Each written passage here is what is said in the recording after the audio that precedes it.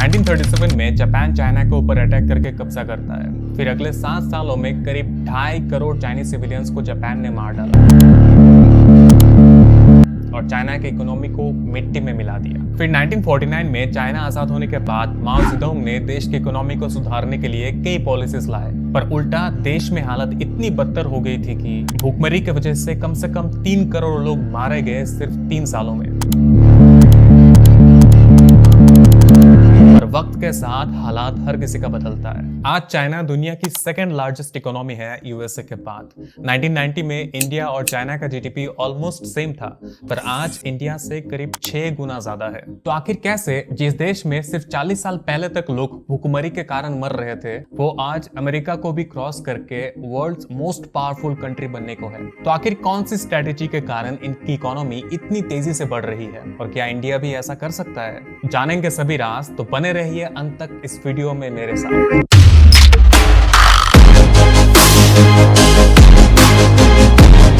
World war 2 के बाद सभी देशों के इकोनॉमिक सिचुएशन बहुत ही खराब था। तो वेस्टर्न कंट्रीज ने कैपिटलिज्म को अपनाया इकोनॉमिक ग्रोथ लाने के लिए। कैपिटलाइजेशन की प्रिंसिपल है कि कंपनीज पब्लिक से पैसा लेगी शेयर देकर, और कंपनीज की मेन पर्पस होगी बिजनेसेस में ग्रोथ लाकर पब्लिक को बेनिफिट पहुंचाना।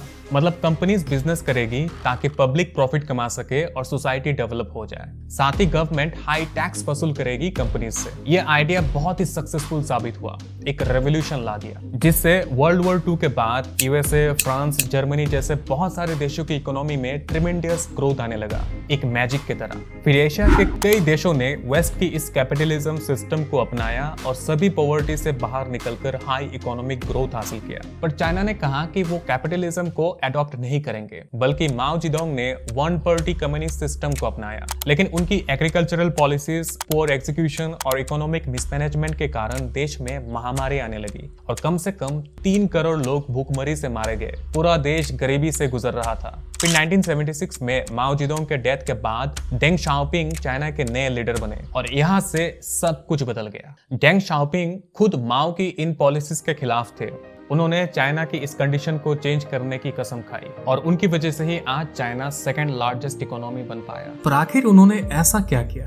1978 में डेंग सिंगापुर गए ये स्टडी करने की उनकी इकोनॉमी कैसे ग्रोथ कर रही है। डेंग उनकी सिस्टम को देखकर बहुत इंस्पायर हुए। सिंगापुर के पीएम ने डेंग को एडवाइस दिया कि उन्हें कैपिटलिज्म को अपनाना होगा इकोनॉमी में ग्रोथ लाने के लिए, और उन्होंने वही किया और हजारों चाइनीज लोगों को सिंगापुर, बैंकॉक, मलेशिया जैसे देशों में भेजा उनके बिजनेस स्ट्रेटेजीज को सीखने के लिए। फिर उन्होंने इन नॉलेजेस को एक्सपेरिमेंट किया चाइना के एक छोटे से गांव शेंजन में, जहां सिर्फ 30,000 लोग रहते थे।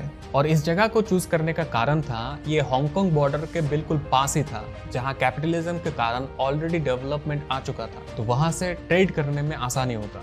और आपको यकीन नहीं होगा कि इस एक्सपेरिमेंट का रिजल्ट क्या निकला। ये वर्ल्ड की इकोनॉमिक हिस्ट्री में सबसे माइंड ब्लोइंग अचीवमेंट था। शेंजन गांव एक हाईटेक सिटी में बदल गया, जहां सिर्फ 30,000 लोग रहते थे, अब वहां 1 करोड़ लोग रहने लगे। जहां लोगों की एवरेज इनकम सिर्फ $350 पर ईयर था, वो बढ़ के $30,000 हो गया। और आज इसे चाइना का सिलिकॉन वैली कहा जाता है, जहां करीब 60,000 फैक्ट्रीज है। डेंग शाओपिंग हैरान हो गए इस रिजल्ट से और डिसाइड किया कि अब इस सिस्टम को पूरे देश में लागू करेंगे। पर उन्होंने ओवर पॉपुलेशन, जो उनके लिए एक प्रॉब्लम था, उसी को अपने इकोनॉमिकल ग्रोथ के लिए यूज करने का प्लान बनाया। असल में तब वेस्टर्न कंपनीज को चीप लेबर्स की बहुत जरूरत थी, जिससे मैन्युफैक्चरिंग कॉस्ट कम हो सके। तो डेंग शाओपिंग ने उन कंपनीज को चाइना आने के लिए इनवाइट किया। सबसे पहले 1978 में बोइंग और कोका कोला ने चाइना में प्लांट लगाया और धीरे धीरे कई वेस्टर्न कंपनीज भी चाइना आने लगे। 1990 में जापान की सोनी, पैनासोनिक और साउथ कोरिया के एलजी, सैमसंग के प्रोडक्ट की डिमांड दुनिया भर में बढ़ने लगी। पर प्रोडक्शन को स्केल अप करने के लिए ना उनके पास लैंड था और ना चीप वर्कर्स, तो चाइना ने उनको भी कहा फैक्ट्री लगाने के लिए। चाइना को समझ आ गया था कि इलेक्ट्रॉनिक्स में ही फ्यूचर है।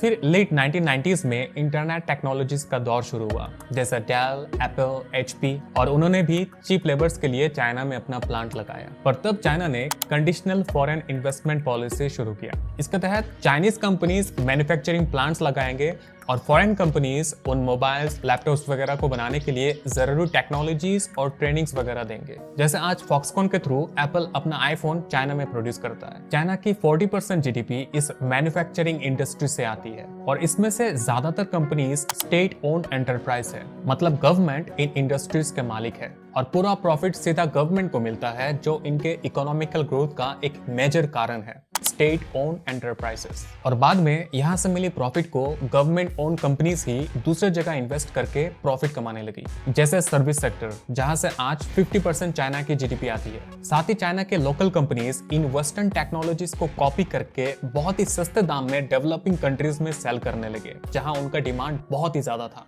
जैसे लेनोवो, शाओमी, जो वक्त के साथ अपनी क्वालिटीज को भी इंप्रूव करके आज ग्लोबल कंपनीज बन गए। ऐसे करके दुनिया भर के कंपनीज चाइना से अपना प्रोडक्ट मैन्युफैक्चर करने लगे और चाइना वर्ल्ड फैक्ट्री बन गया। और इस गवर्नमेंट कंट्रोल मैन्युफैक्चरिंग इंडस्ट्री के कारण ही आज चाइना सेकंड लार्जेस्ट इकोनॉमी बन पाया, जो पॉसिबल हो पाया इनके पॉपुलेशन के कारण।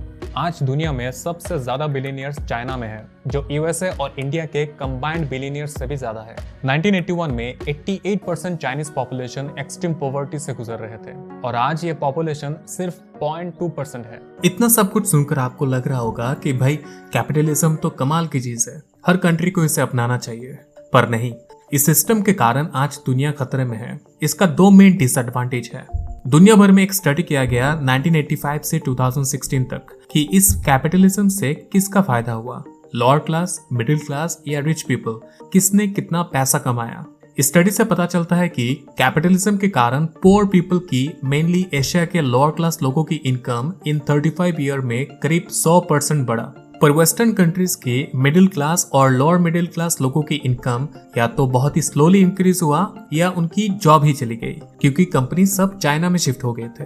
और दुनिया के जो 1% सबसे अमीर लोग थे, उन्होंने बहुत बहुत पैसा कमाया। सबसे ज्यादा फायदा कुछ मुट्ठी भर अमीर लोगों को ही मिला। मतलब कैपिटलिज्म से अमीर लोग और लोअर क्लास लोगों को फायदा मिला, पर मिडिल क्लास लोगों को कुछ खास बेनिफिट नहीं मिला या नुकसान ही हुआ। अब कैपिटलिज्म की दूसरी डार्क साइड को देखते हैं।